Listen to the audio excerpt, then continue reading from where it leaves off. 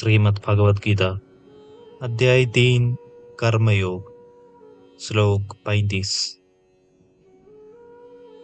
श्रेयान् स्वधर्मो विगुणः परधर्मात् स्वनुष्ठितात् स्वधर्मे निधनं श्रेयः परधर्मो भयावहः।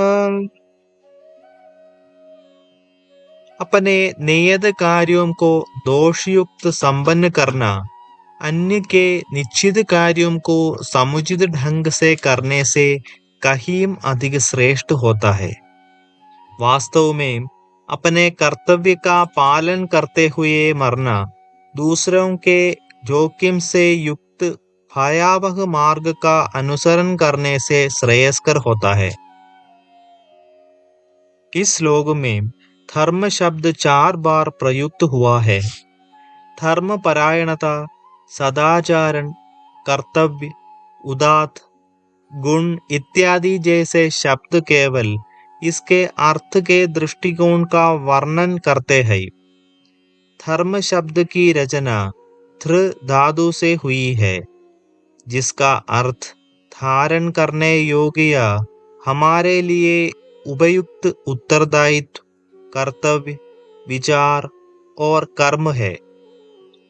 उदाहरणार्थ, आत्मा का धर्म भगवान से प्रेम करना है। यह हमारे अस्तित्व का मुख्य सिद्धांत है। स्व उपसर्ग का अर्थ स्वयं है। इस प्रकार स्वधर्म हमारा निजी धर्म है। जो धर्म हमारे जीवन के संदर्भ, स्थिति, परिपक्वता और व्यवसाय पर लागू होता है, और जैसे जैसे हम आध्यात्मिक रूप से उन्नत होते हैं, तब हमारे जीवन के संदर्भों में परिवर्तन आने पर हमारा स्वधर्म भी परिवर्तित हो सकता है।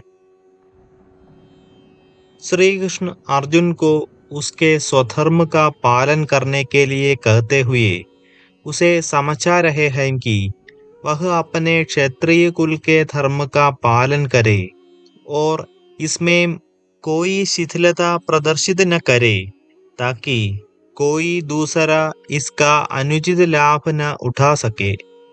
किसी अन्य का अभिनय करने की अपेक्षा अपनी वास्तविकता में आनंदित होना अत्यंत श्रेयस्कर होता है। प्रकृति द्वारा निश्चित अपने कर्तव्यों का निर्वहन हम मन की स्थिरता के साथ सरलता से कर सकते हैं। दूसरों के कार्य हमें दूर से आकर्षित कर सकते हैं, और यदि हम तदनुसार अपने कार्यों को परिवर्तित करने का विचार करते हैं, तब ऐसा करना जोखिम भरा होगा। यदि ये हमारी प्रकृति के प्रतिकूल है, तब ये हमारे इंद्रियों, मन और बुद्धि में असामंजस्य उत्पन्न करेंगे। यह हमारी चेतना के लिए हानिकारक और आध्यात्मिक पथ पर हमारी उन्नति के मार्ग में बाधक होगा।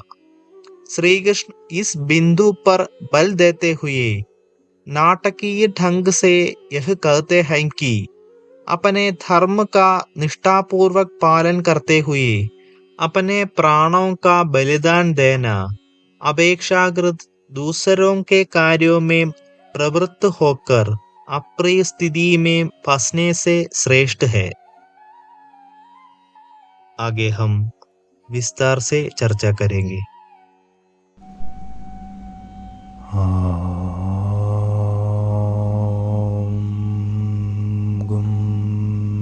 गुरुभ्यो